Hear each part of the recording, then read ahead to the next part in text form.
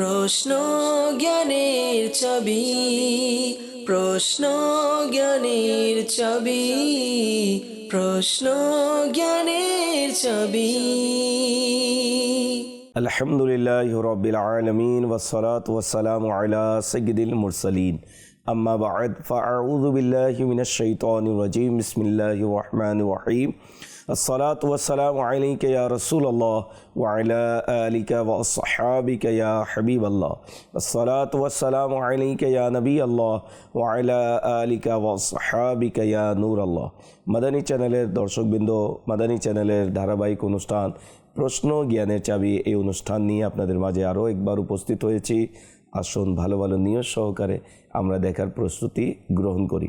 নবী পাক সাল্লাল্লাহু তাআলা আলাইহি ওয়াসাল্লাম ইরশাদ করেন, যে ব্যক্তি আমার প্রতি একবার দুরুদে পাক পড়ে সে দুরুদে পাক আল্লাহ তাবারক ওয়া তাআলা কবুল করে নেয়, তাহলে পাঠকারীর 80 বছরের গুনাহকে মাফ করে দেওয়া হয়। সাল্লু আলাল হাবিব সাল্লাল্লাহু তাআলা আলা মুহাম্মদ সাল্লাল্লাহু আলাইহি ওয়াসাল্লাম।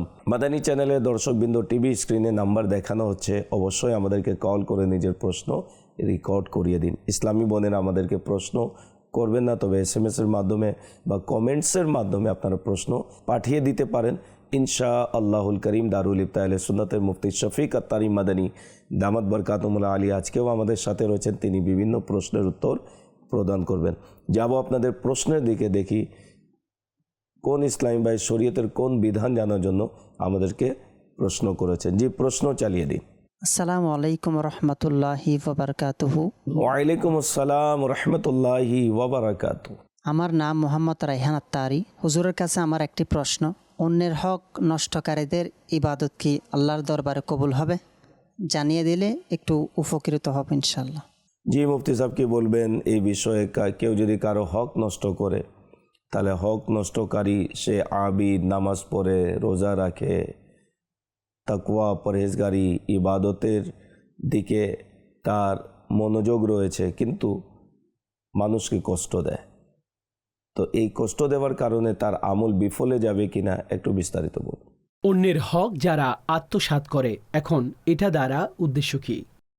কেউ সত্যিকার অর্থে কারো হক যদি আত্মসাৎ করে আর অন্যের সাথে এমন জুলুমকারী, এমন অত্যাচার যে করেছে, দেখুন দোয়া এর অনেক কারণ রয়েছে যে যার কারণে দোয়া কবুল হয় না, বরং উল্টো তার কারণে সে গুনাহগার হয়। যেমন কারো সম্পদ আত্মসাৎ করা অন্যায় পদ্ধতিতে, তো দোয়া কবুল হওয়া না হওয়া এটাকে আপনি আলাদা একটি টপিক মনে করুন, কিন্তু এই যে আমল করেছেন তার ব্যাপারে আগে জিজ্ঞেস করা উচিত এই আমলটি কেমন। আমাদেরকে এই কথাও বলা হয়েছে যে ব্যক্তি অনেক সময় অনেক লম্বা সফর করে আসেন, অর্থাৎ এটাকে হজের সাথেও তুলনা করা হয়েছে। দূর দূরান্তে পৌঁছে আপন হাত বাড়িয়ে দেন আর সে দোয়া করেন, ইয়া রব্বানা ইয়া রব্বানা ইয়া রব্বানা। মূলত তার অবস্থা হচ্ছে মাতআমুহু হারামুন ওয়া মালবাসুহু হারামুন ওয়া মাশরাবুহু হারামুন ওয়া খুযিয়া বিল হারাম। তার খাওয়া, পান করা, তার পরিধান করা, তার খাবার হারাম। ফাআন্না ইউস্তাজাবু লিযালিকা, আল্লাহ তাকে কিভাবে কবুল করবেন, তার দোয়া কিভাবে কবুল হবে? তো দোয়া কবুল হওয়া বরং নামাজের ব্যাপারে বলা হয়েছে যে দুনিয়াতে কেউ যদি কারো হক নষ্ট করে আসে তাকে মুফলিস বলা হয়েছে, অর্থাৎ গরিব হবে কিয়ামতের দিন। কেউ কারো নামাজ নিয়ে গেল, রোজা নিয়ে গেল, অমুক ইবাদত নিয়ে গেল, অমুক ইবাদত নিয়ে গেল, তো যেহেতু সেই মানুষের হক নষ্ট করে গিয়েছিল, এখন তাদের গুনাহের বোঝা তার কাঁধের উপর চলে আসবে। তো যখন নেকি নিয়ে গেলেন, এখন পেছনে আর কিছু নেই, তো তাদের গুনাহ তার কাঁধের উপর চলে আসবে। তো সে ব্যক্তি কি কিয়ামতের দিন বলা হয়েছে সে দরিদ্র ব্যক্তি, অনেক কিছু নিয়ে গিয়েছিল কিন্তু আজ তার পাল্লায় কিছুই নেই। তো এই জন্য কারো হক নষ্ট করা, সম্পদের হক কিংবা অন্যান্য হক, তো এটা কঠিন ধরনের একটি জুলম, গুনাহগার হবেন। শরীয়তের হুকুম হচ্ছে সেই তওবা করবে আর আল্লাহর বারগাহে তওবাও করবেন, এবং যার হক সেই নষ্ট করেছে তার সেই হক তাকে দিয়ে দিবে। আর অনেক জায়গায় এইভাবেও হক নষ্ট করা হয় যে তার কাছ থেকে ক্ষমাও চাইতে হবে, তার কাছে ক্ষমাও চাইতে হবে। তো এই বিষয়গুলো খেয়াল রাখবেন। মাশাআল্লাহ, অত্যন্ত সুন্দরভাবে মুফতি সাহেব উত্তর প্রদান করেছেন।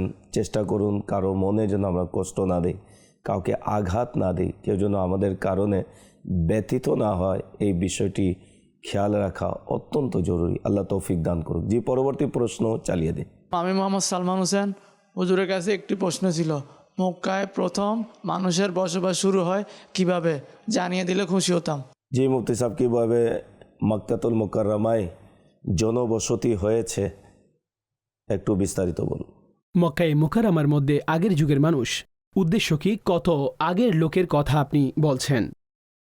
দেখুন, মক্কায়ে মুকাররমার মধ্যে এই মক্কার ব্যাপারে বলতে পারেন যখন এটা আবাদ হয়েছিল, তো তার আগে হজরতে ইব্রাহিম আলাইহিসসালাম আপন পরিবারকে, নিজের স্ত্রীসহ হজরতে ইসমাইল আলাইহিসসালামকে এখানে রেখে গিয়েছিলেন। তো সেই সময়তে একটি ময়দান ছিল, আর কিছুই ছিল না।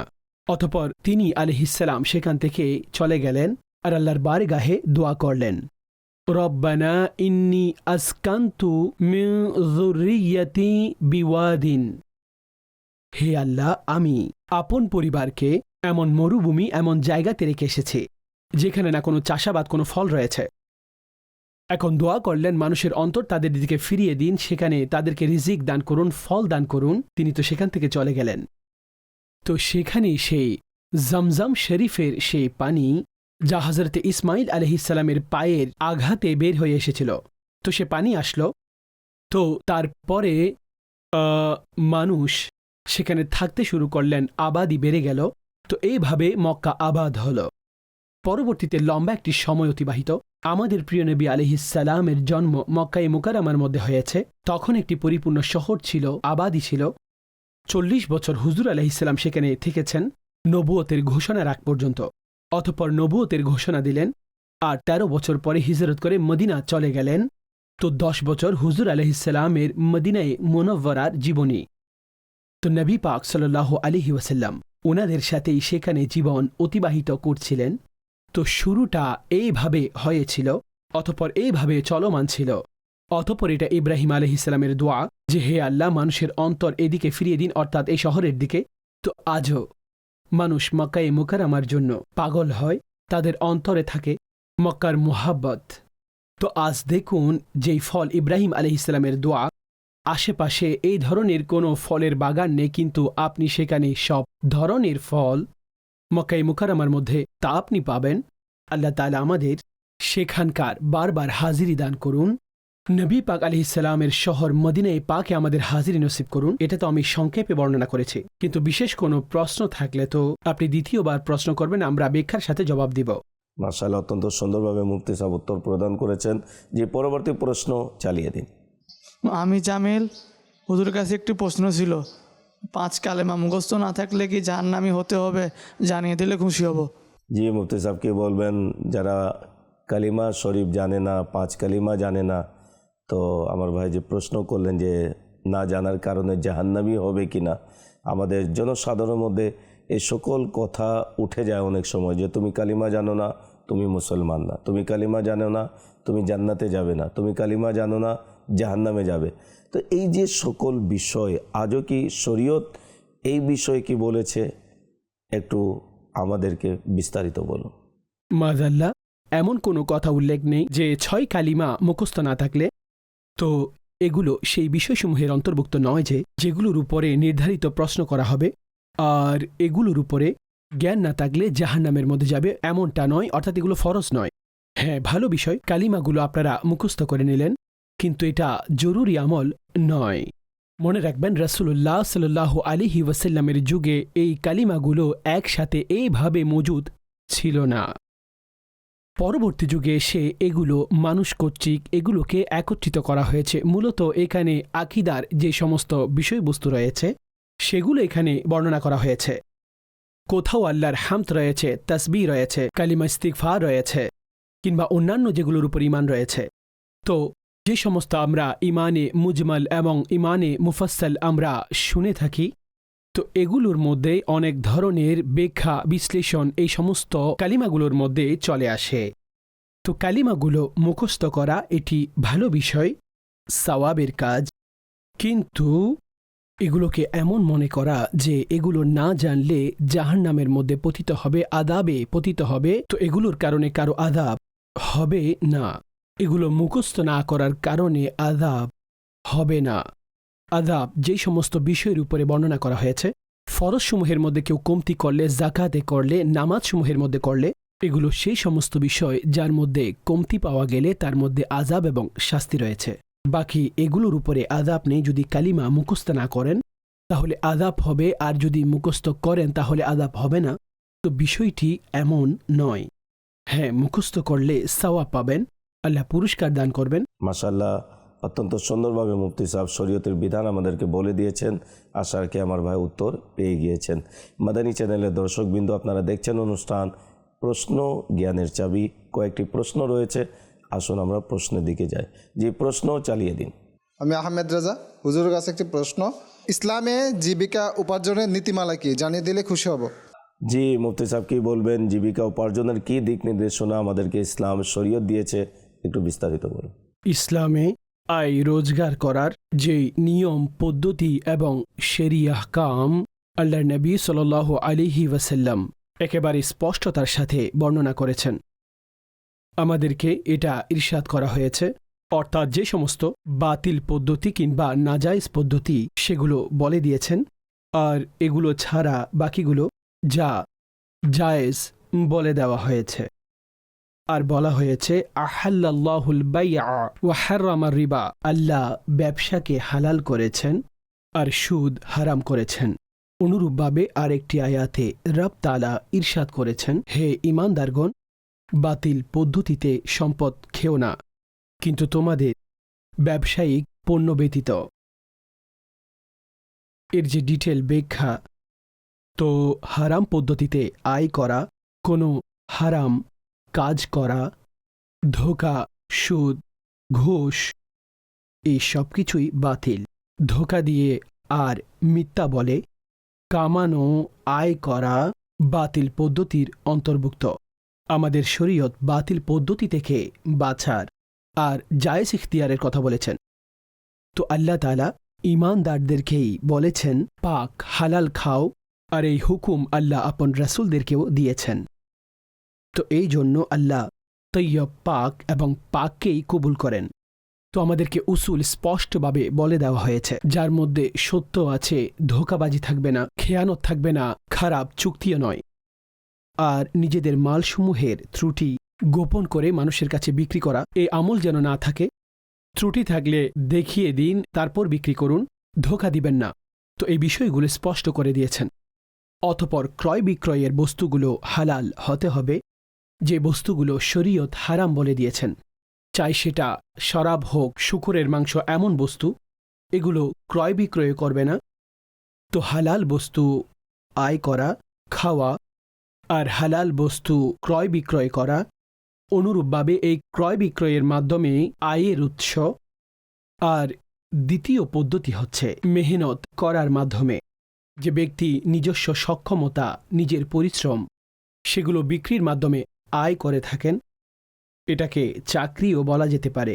শ্রমিক পরিশ্রম করেন, মিস্ত্রি ঘর বানিয়ে থাকেন, কিংবা যে কেউ তাদের কাজ করে থাকেন, কেউ ডিজাইনার হলে, কেউ ক্যামেরাম্যান রয়েছেন, কিংবা অনেকে অন্য কোনো চাকরি করেন। অতঃপর নিজের কাজ অনুযায়ী তারা কার্য সম্পাদন করেন, যা তাদের ডিউটি, তাদের জিম্মায় যে কাজ, আর যা তাদের টাইম পিরিয়ড, যে সময় রয়েছে সেই সময় কাজে লাগিয়ে বেতন নেবেন, আর তার মধ্যে যে কাজ রয়েছে সেগুলো পরিপূর্ণ আদায় করে দিবেন।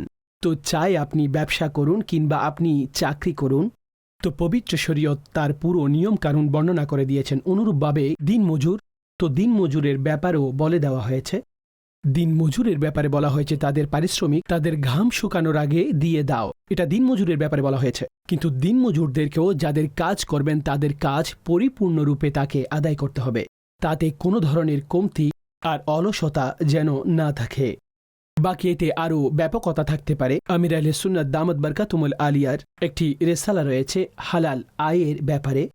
এখানে 50টি উসুল এবং শরী আহকামের উপরে এই কিতাবটি লেখা হয়েছে। যে রিসালাটি আপনারা স্ক্রিনে দেখছেন, তো এটা সংগ্রহ করুন। আর অনেক ভাষায় এই রিসালা ট্রান্সলেট করা হয়েছে, তো ইনশাল্লাহ পড়ার পরে উপকার পাবেন। মাশাআল্লাহ, মুফতি সাহেব অত্যন্ত সুন্দরভাবে উত্তর প্রদান করেছেন। আল্লাহ তাবারাকা ওয়া তাআলা আমাদেরকে হালাল ও উপার্জন করার তৌফিক দান করুক। জি, সর্বশেষ প্রশ্ন চালিয়ে দিন। আমার নাম আব্দুল কাইম। হুজুরের কাছে আমার একটা প্রশ্ন ছিল, প্রবীণ ও উলামাদের প্রতি সম্মান করার গুরুত্ব সম্পর্কে জানতে চাই, জানিয়ে দিলে খুশি হব। জি মুফতি সাহেব কি বলবেন এই বিষয়ে একটু বিস্তারিত বলুন। জি হ্যাঁ, নবী পাক সাল্লাল্লাহু আলাইহি ওয়াসাল্লাম আমাদের এই ধরনের শিক্ষা স্পষ্ট করে দিয়েছেন। দেখুন, শরীয়তের একটি গুরুত্বপূর্ণ উসুল রয়েছে, সেটি হচ্ছে আদব। আমাদের প্রিয় নবী সাল্লাল্লাহু আলাইহি ওয়াসাল্লাম আমাদের ইরশাদ করেছেন যে যারা আমাদের ছোটদের স্নেহ করে না আর বড়দের সম্মান করে না, তারা আমাদের অন্তর্ভুক্ত নয়। অর্থাৎ তারা আমার শিক্ষার উপরে নেই, আমার সুন্নত পদ্ধতির উপরে নেই। তো এই আদব অনেক গুরুত্বপূর্ণ বিষয়। আদব অনেক গুরুত্বপূর্ণ বিষয়। আমরা যদি কুরআনে মাজিদ ফুরকানে হামিদের মধ্যে দেখি, তো এমন অনেক ঘটনাবলী আমরা পেয়ে থাকি। আদবওয়ালাকে আল্লাহ কি দান করেছেন, আর বিয়াদবি যারা করেন তাদেরকে দুনিয়ার মধ্যে কোন সাজার মধ্যে লিপ্ত করেছেন, আর তাদের উপর কেমন আযাব পতিত হয়েছে। বালআম বিন বাউরা, কুরআনে এই ঘটনা রয়েছে। সে ছিল মুস্তাজাবুদ দাওয়াত, তার দোয়া কবুল হতো। যখন মূসা আলাইহিস সালামের বিরুদ্ধে তার জাতি তাকে দাঁড় করিয়ে দিল যে তুমি দয়ে জেরার অর্থাৎ বদদুয়া করো, তো এই বালআম বিন বাউরা এখন সে এটা করা শুরু করে দিল সম্পদের, টাকা পয়সার লালসায়, স্বর্ণ অলঙ্কারের লালসায়। যখন সে এমনটা করা শুরু করে দিল, তো তার বাক্যগুলো তার বিপরীতে, তার সম্প্রদায়ের বিপরীতে বের হয়ে গেল। এমনকি তার জিহ্বা বের হয়ে গেল আর বুকের উপর চলে আসে। আর এই বিষয়টি কুরআনে পাকে বর্ণনা করা হয়েছে যে ফামাসালুহু কামাসালিল কলব, তার উদাহরণ কুকুরের মতোই, অর্থাৎ জিহ্বা বের হয়ে গেছে। তো তার একটি বেয়াদবি থেকে কোথায় পৌঁছে গেছে। আল্লাহর নবী হযরতে মূসা আলাইহিস সালামের বিরুদ্ধে দোয়া করার জন্য সে অগ্রসর হচ্ছিল। তো এটা হলো। তো এই জন্য আমাদের প্রত্যেক বিষয়ে আম্বিয়ায়ে কেরাম, সাহাবা, আহলে বায়ত, আউলিয়ায়ে সালেহিন, উলামা, আসলাফ, তাদেরকে সম্মান দেওয়ার ব্যাপারে আমাদের হুকুম দেওয়া হয়েছে। আল্লাহ আপন নবী সাল্লাল্লাহু আলাইহি ওয়াসাল্লামের আদব এই ব্যাপারে পরিপূর্ণ সূরা হুজরাত নাজিলের মাধ্যমে আহকাম বর্ণনা করেছেন, যে উনার সামনে কিভাবে পেশ হতে হবে, উনার সাথে কথা কিভাবে বলতে হবে, উনার মজলিসে বসার আদব কি, উনার মাহফিলের আদব কি কি। তো এটা আল্লাহ আমাদেরকে বর্ণনা করেছেন। তো এটা পরিপূর্ণ সূরার মধ্যে। আচ্ছা, যে হাদিসে পাক আমি বর্ণনা করেছি যে যারা ছোটদের স্নেহ করে না, বড়দের সম্মান করে না, তারা আমার অন্তর্ভুক্ত নয়। তো এটা সকলের জন্য। অর্থাৎ যে বয়সের ক্ষেত্রে কারো বড়, তাকেও সম্মান করতে হবে। আর রেওয়ায়েতে বর্ণিত হয়েছে কেউ যদি কাউকে সম্মান করে বয়সের কারণে, যে তার বয়স তার চেয়েও বেশি, তো আল্লাহ একজন ব্যক্তিকে দাঁড় করিয়ে দিবেন যখন সে সেই বয়সে যাবে তাকে সম্মান করার জন্য, তার খেদমত করার জন্য। তো এই জন্য এটা অবশ্যই থাকা উচিত।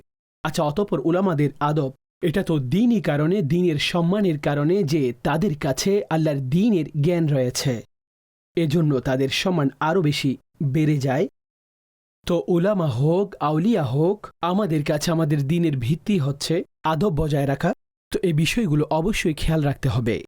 নবী করিম আলাইহিস সালামের প্রতি কেউ কোনো একবার দারিদ্রতা এবং রোজগারহীনতা এই ধরনের কিছু বিষয় আরজ করলেন যে তার এখনই অবস্থা, তো তাকে বলা হয়েছে সম্ভবত তুমি কোনো বড়দের আগে অগ্রসর হয়েছ। আল্লাহু আকবার। অর্থাৎ এই ধরনের জবাব আসলো যে কোনো বড়দের অতিক্রম করেছ।